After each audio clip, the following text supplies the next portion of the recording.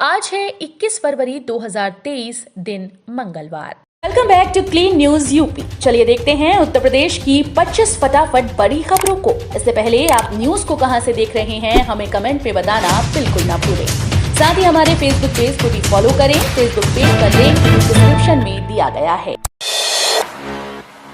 28 फरवरी तक भुगतान नहीं तो रुकेगा पंचायत सचिव व एडीओ पंचायत का वेतन। हाथरस के ग्राम पंचायतों में तैनात पंचायत सहायकों और सामुदायिक शौचालयों का रखरखाव करने वाले कर्मियों के भुगतान को लेकर डीपीआरओ सुबोध जोशी ने निर्देश जारी कर दिए हैं। डीपीआरओ ने कहा कि 28 फरवरी तक इनका भुगतान न होने पर पंचायत सचिव व एडीओ पंचायत का वेतन रोका जाएगा। विशेष सुरक्षा बल में होंगी 1232 पदों पर भर्तियां, भेजा गया प्रस्ताव।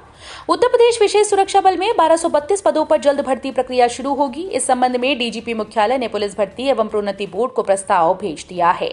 इसमें आरक्षक के 1153 और उप निरीक्षक के 79 पदों पर सीधी भर्ती का प्रस्ताव दिया गया।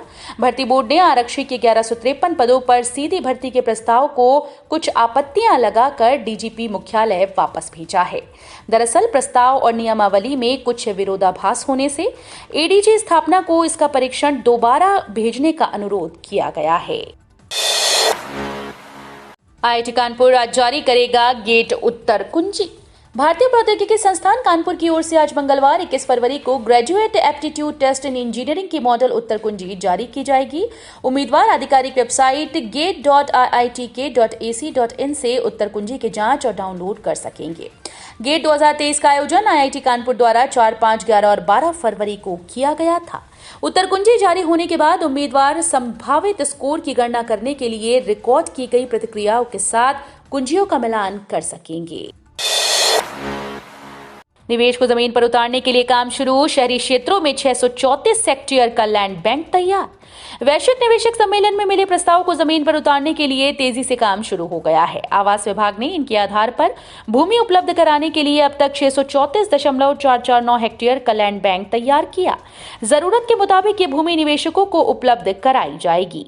जीआईएस में होटल, लॉजिस्टिक, पर्यटन जैसे सेक्टर में निवेश के बड़े प्रस्ताव आए हैं।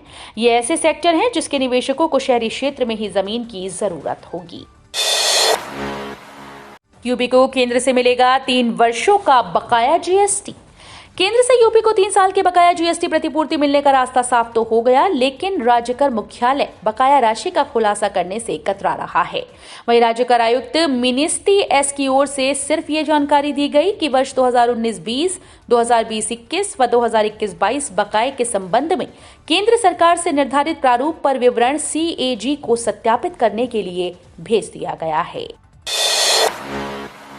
संस्कृत पढ़ने वाले विद्यार्थियों के लिए खास होगा यूपी का बजट। छात्रवृत्ति बढ़ाने की हो सकती है घोषणा। यूपी विधानमंडल में 22 फरवरी को पेश होने वाले बजट संस्कृत पढ़ने वाले विद्यार्थियों के लिए भी खास होगा। छात्रवृत्ति बढ़ाने के लिए 10 करोड़ रुपए का बजट प्रावधान किए जाने की संभावना है।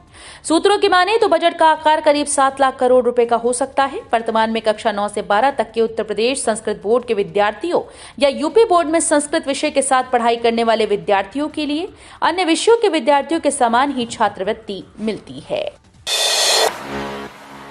वाराणसी में G20 की तैयारी हुई तेज। G20 शिखर सम्मेलन के पहले वाराणसी शहर में सड़कों की सूरत बदल जाएगी। इसके लिए लोक निर्माण विभाग के द्वारा भेजे गए 45 सड़कों के प्रस्ताव में 40 पर स्वीकृति मिल गई है। अब 1 सप्ताह में काम भी शुरू कराने की तैयारी है।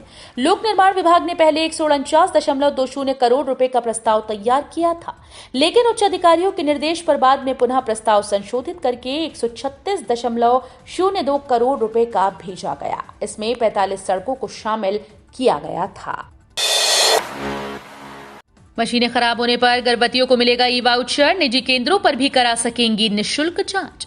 प्रदेश में कहीं भी कोई जांच मशीन खराब होगी तो उसकी जानकारी अब ऐप पर मिल सकेगी। स्वास्थ्य मंत्रालय ने इसकी तैयारियां पूरी कर ली। जल्दी ऐप लॉन्च कर दिया जाएगा। बरेली में डिप्टी सीएम ब्रजेश पाठक ने विशेष बातचीत में ये जानकारी दी। एचएसआरपी के बिना चलाई गाड़ी तो होगी कड़ी कार्रवाई। बनारस में 5.50 लाख वाहन स्वामियों को नोटिस। वाहनों में हाई सिक्योरिटी रजिस्ट्रेशन प्लेट लगवाने की समय सीमा समाप्त होने के बाद परिवहन विभाग ने कड़ा रुख अपनाया। आरटीओ ने ऐसे वाराणसी जिले में 5.50 लाख वाहन स्वामियों को नोटिस भेजा। साथ ही कहा कि अब चालान काटने और जुर्माना वसूलने का सिलसिला शुरू होगा। बिना HSRP वाले वाहन स्वामियों से 5,000 रुपए का जुर्माना वसूला जाता है। कानपुर से उधमपुर 70 फेरे चलेगी स्पेशल ट्रेन, रेलवे यात्रियों को मिलेगी राहत। कानपुर रेल प्रशासन ने गर्मी और होली पर्व के मद्देनजर सूबेदारगंज से Udhampur via Kanpur central superfast special train चलाने का फैसला किया है। ये 3 मार्च से 1 जुलाई तक 70 फेरे चलेगी। रिजर्वेशन शुरू हो गए हैं। 04141 स्पेशल ट्रेन सूबेदारगंज से हर सोमवार और शुक्रवार को 16:05 पर चलकर फतेहपुर रुकते हुए कानपुर सेंट्रल 18:12 पर आएगी।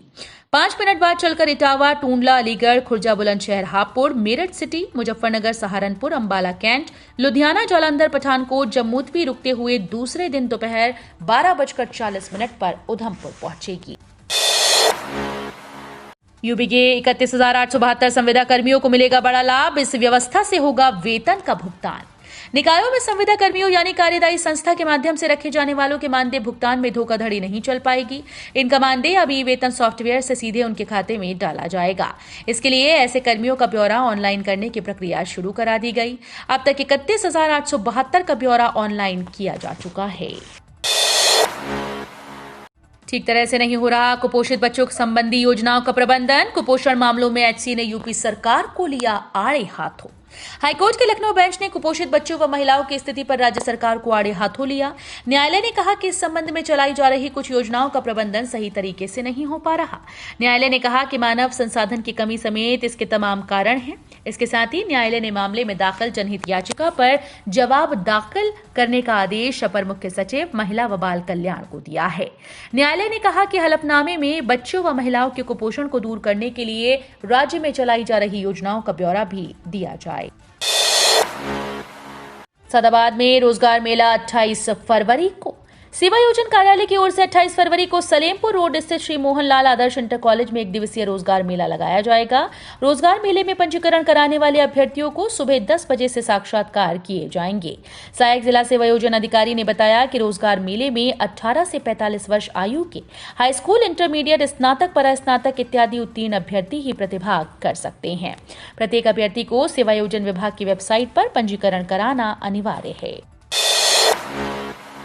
अचानक बड़ी गर्मी, संकट में गेहूं की फसल, किसानों की नींद उड़ी। देश के अन्य हिस्सों की तरह उत्तर प्रदेश में भी फरवरी में ही मार्च का मौसम अब राज्य के किसानों की परेशानी का खास सबब बनता जा रहा है। पिछले कुछ दिनों से उत्तर प्रदेश के कई इलाकों में दिन और रात का तापमान सामान्य से अधिक रिकॉर्ड किया जा रहा है। गेहूं बोने वाले किसानों की नींद उड़ी हुई है। आशंका है कि गेहूं का उत्पादन पहले से गिर जाए। बालियों में दाना कमजोर पड़ रहा है। प्रदेश के उप कृषि निदेशक सेवानिवृत्त डॉक्टर CP श्रीवास्तव के अनुसार ये समय गेहूं की फसल में बालियां बनने का है। अगर अगले 10 दिनों तक दिन व रात के तापमान में ऐसे ही बढ़ोतरी जारी रही तो फिर बालियों में दाना कमजोर बनेगा। गोरखनाथ थाने का भवन बनकर तैयार। ये है गोरखपुर का सबसे आधुनिक थाना।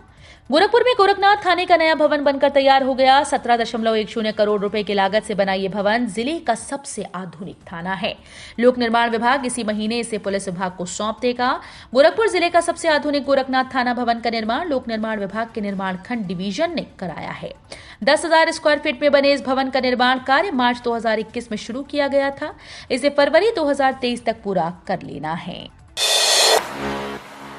हवाई सेवाओं को मिली ऊंची उड़ान। वाराणसी के बाबतपुर स्थित लाल बहादुर शास्त्री अंतर्राष्ट्रीय एयरपोर्ट से उड़ान भरने वाले यात्रियों की संख्या बढ़ गई है। जनवरी व फरवरी में ही 3.31 लाख से ज्यादा यात्रियों का आवागमन हुआ। एयरपोर्ट प्रशासन का कहना है कि हवाई सेवाएं कोरोना संकट के दौर से बाहर निकल चुकी हैं। 2020 व 21 के मुकाबले 2022 में भी यात्रियों की संख्या तेजी से बढ़ी है। जो लोग पहले ट्रेन के AC1 व AC2 कोच में सफर करते थे वो अब हवाई जहाज से यात्रा करने लगे हैं। हवाई सेवाएं भी बढ़ रही हैं। हवाई सेवा बढ़ने से यात्री गदगद हैं। यूपी से कांग्रेस के नेताओं की लिस्ट जारी। राहुल गांधी सहित 170 नेता बैठक में होंगे शामिल।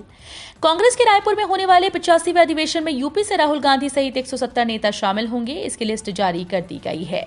इस लिस्ट में प्रदेश के सभी बड़े नेताओं के नाम शामिल हैं, जिसमें राहुल गांधी, सोनिया गांधी, नसीमुद्दीन सिद्दीकी व प्रवक्ता अशोक सिंह के नाम शामिल हैं। दीवारों पर उकेरे चित्रों से बच्चे कर रहे पढ़ाई, स्कूल बैग और कॉपी किताब के बिना पनप रही नर्सरी। केंद्रीय विद्यालय नंबर 1 एयरफोर्स में बिना भारी भरकम स्कूल बैग, कॉपी किताब, गृह कार्य प्रोजेक्ट के ही नर्सरी पनप रही है।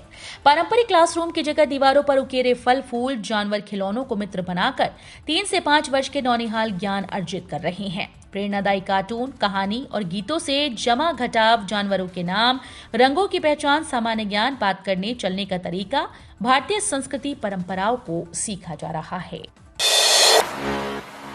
पहले दिन पेपर देख खिले चेहरे, 420 ने दी परीक्षा, 5 छात्र रहे गैर हाजिर। हाथरस जनपद में सीबीएसई परीक्षा के लिए बनाए गए 7 केंद्रों में से 6 केंद्रों पर सोमवार को हिंदी विषय की परीक्षा हुई। इसमें 12वीं के 420 परीक्षार्थियों ने परीक्षा दी, जबकि 5 गैर हाजिर रहे। परीक्षा शांतिपूर्ण माहौल में संपन्न हुई। सोमवार को हिंदी इलेक्टिव और हिंदी कोर विषय की परीक्षा हुई। सभी परीक्षा केंद्रों पर सुबह काफी पहले ही परीक्षार्थी पहुंच गए। पहले दिन की परीक्षा को लेकर कुछ परीक्षार्थी परेशान नजर आए, लेकिन बाद में सभी के चेहरे खिल गए। मायावती बोली, राज्यपाल का अभिभाषण सरकार की विफलताओं पर पर्दा डालने वाला। बसपा सुप्रीमो मायावती ने कहा कि यूपी में बजट सत्र के पहले दिन राज्यपाल द्वारा दिया गया भाषण राज्य सरकार की विफलताओं पर पर्दा डालने का एक निरर्थक प्रयास है।